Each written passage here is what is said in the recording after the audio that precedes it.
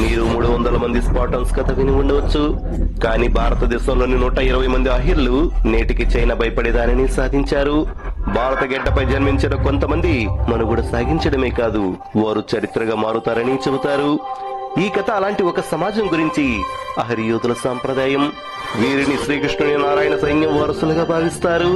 అది నవంబర్ 18, 1962. ఆ ప్రదేశం రెజింగ్లా, లడాక్. ఎత్తు 18,000 అడుగులు.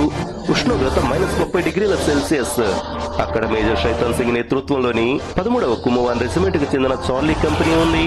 మొత్తం 120 మంది సైనికులు, దాదాపు అందరూ అహిర్లు. కానీ అప్పుడు పర్వతాలు నిశ్శబ్దం అకస్మాత్తుగా చెదిరిపోయింది. 5,000 నుండి 6,000 మంది చైనా సైనికులు ఫిరంగులు, మిషన్ గన్లు మరియు మోటార్లతో ముందుకు సాగుతున్నారు. కానీ మన దగ్గర సరైన వింటర్ వేర్ లేదా భారీ ఆయుధాలు లేవు. కేవలం పాత .3 రైఫిల్స్ మాత్రమే ఉన్నాయి. పోరాటం అసాధ్యమని భావించే ఎవరైనా వెనక్కి తగ్గవచ్చు అని మేజర్ శైతాన్ సింగ్ అన్నారు. కానీ సమాధానం వచ్చింది, మేం వెనక్కి తగ్గం.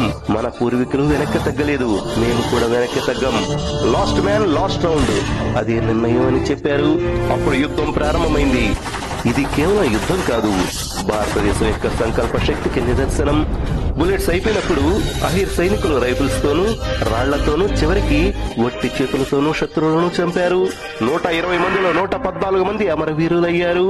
కానీ వారు అమరవీరులయ్యే ముందు వారు 1300 మందికి పైగా చైనా సైనికులను చంపారు.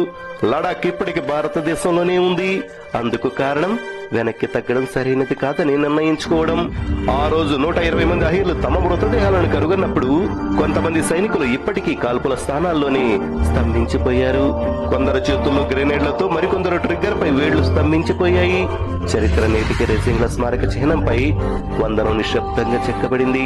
రెజింగ్లా నేటికి అక్కడ రాసి ఉన్నది ఎలా కనిపిస్తుంది? How can a man die better than facing fearful odds for the ashes of his fathers, temples of his God's.